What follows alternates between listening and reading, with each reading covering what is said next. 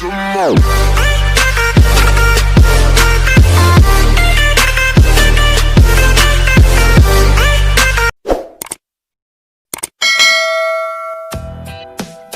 berkembangnya teknologi di negara-negara berkembang, termasuk Indonesia, diperlukan sebuah sistem untuk membantu proses distribusi barang secara efektif dan efisien, terutama dalam bidang komputerisasi. Perkembangan komputer saat ini dirasa semakin pesat, seiring dengan bertambahnya kebutuhan kita yang semakin kompleks. Kemajuan tersebut dapat dilihat dari banyaknya perusahaan berskala kecil hingga berskala besar menggunakan sistem komputerisasi di berbagai bidang dalam melaksanakan pekerjaannya. Semakin banyak perusahaan yang menggunakan sistem dapat meminimalisir kesalahan yang diperbuat oleh manusia sehingga mengurangi kerugian yang sangat besar. Oleh karena itu, fokus utama dari sistem informasi manajemen adalah cara mengelola informasi dengan sebaik-baiknya agar menjadi alat pembantu bagi setiap manajer dalam pengambilan keputusan. Selanjutnya, terdapat beberapa pendapat yang menjelaskan pengertian tentang pengembangan informasi sebagai berikut. Yang pertama, pengembangan sistem merupakan sebuah proyek yang harus melalui suatu proses pengevaluasian seperti pelaksanaan proyek lainnya, menurut AMSA tahun 2008. Dan yang kedua, pengembangan sistem adalah metode, prosedur, konsep, atau aturan yang digunakan untuk mengembangkan suatu sistem informasi atau pedoman bagaimana dan apa yang harus dikerjakan selama pengembangan sistem. Dan yang ketiga, pengembangan sistem dapat berarti menyusun sistem yang baru untuk menggantikan sistem yang lama secara keseluruhan atau untuk memperbaiki sistem yang sudah ada, menurut kami tahun 2008. Untuk mengembangkan sistem informasi manajemen, menurut Sutabji tahun 2005, terdapat 3 pendekatan, yaitu pendekatan klasik, pendekatan struktur, dan pendekatan bottom up dan top down. Yang pertama, pendekatan klasik. Metodologi pengembangan klasik mengembangkan sistem dengan mengikuti tahapan sistem life cycle. Disebut juga sistem pendekatan tradisional atau konvensional. Namun, pendekatan yang timbul pada pendekatan klasik adalah A. Pengembangan perangkat lunak akan menjadi sulit. B. Biaya perawatan atau pemeliharaan sistem akan menjadi mahal. C. Kemungkinan kesalahan sistem besar. D. Keberhasilan sistem kurang terjamin. E. Masalah dalam penerapan sistem. Akibatnya, pemakai kaget dan tidak terbiasa sehingga menjadi frustasi karena tidak dapat mengoperasikan sistem dengan baik. Kemudian yang kedua, pendekatan struktur.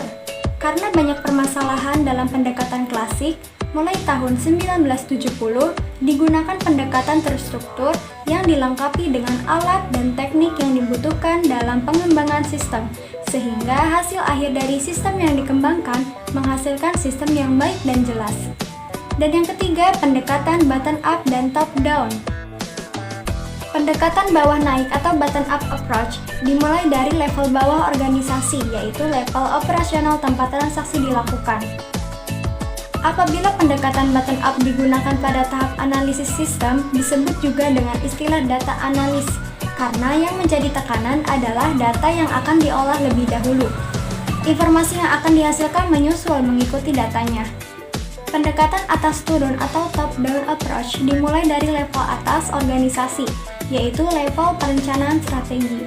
Pendekatan ini dimulai dengan mendefinisikan sasaran dan kebijakan organisasi.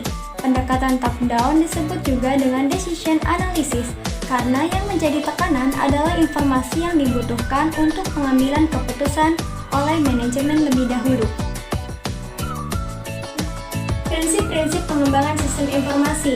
Sistem yang dikembangkan adalah untuk manajemen. Sistem yang dikembangkan investasi modal yang besar. Sistem yang dikembangkan memerlukan orang-orang terdidik. Proses pengembangan sistem tidak harus urut. Jangan takut membatalkan proyek, dan dokumentasi harus ada untuk pedoman sebagai pengembangan sistem informasi. Sistem yang sedang berjalan atau sedang digunakan oleh organisasi atau perusahaan akan terus dikembangkan untuk memperbaiki kekurangan-kekurangan pada sistem tersebut. Metode pengembangan sistem atau System Development Life Cycle (SDLC). SDLC adalah sebuah proses logika yang digunakan oleh seorang sistem analis untuk mengembangkan sistem informasi yang melibatkan requirement, validation, training, dan pemilik sistem atau user. Namun, semua itu tergantung pada kondisi dan kebutuhan Anda. Jangan pernah terpaku pada pengembangan tahap tertentu. Anda bisa mengembangkan sistem sesuai dengan apa yang Anda butuhkan. System Development Lifecycle atau SDLC terdiri dari 5 tahapan utama pengembangan sistem informasi. Yang pertama, Requirement Analysis atau analisa kebutuhan. Yang kedua, desain atau perancangan. Yang ketiga, implementation atau pembuatan sistem. Yang keempat, testing atau pengujian. Dan yang kelima, evolution, yaitu perubahan dan pemeliharaan. Yang pertama, requirement analysis atau analisa kebutuhan. Ini bicara tentang what and why. What, apa? Sistem seperti apa sih yang akan dibangun itu? And why, mengapa sistem tersebut dibangun? Ada kebutuhan apa sih? Ini adalah tahapan awal agar kita tahu sistem tersebut benar-benar apa yang kita butuhkan. Analisa kebutuhan ini adalah suatu proses untuk mendapatkan informasi, model, dan spesifikasi perangkat lunak yang dibutuhkan oleh klien atau pengguna. Selanjutnya yang kedua yaitu desain atau perancangan. Perancangan sistem adalah penggambaran dan pembuatan sketsa atau pengaturan dari beberapa elemen terpisah menjadi satu kesatuan yang utuh sistem informasi. Nah, jadi kalau kita sudah tahu kebutuhannya apa, kemudian kita gambarkan. Yang ketiga yaitu implementation atau pembuatan sistem. Implementation adalah tahap pembuatan sistem informasi dari hasil analisa dan desain yang sudah dibuat sistem. Nah, biasanya yang dilakukan di sini adalah membuat coding atau pembuatan aplikasi sistemnya. Tahap yang keempat yaitu testing atau pengujian. Pengujian sistem adalah pengujian perangkat lunak yang lengkap dan terintegrasi. Mencakup dua hal, yaitu yang pertama pengujian kualitas software yang dikembangkan, apakah masih ada error, apakah sudah berjalan dengan baik, dan sebagainya. Yang kedua yaitu pengujian ke pengguna. Apakah sistem yang dikembangkan sudah sesuai dengan kebutuhan pengguna?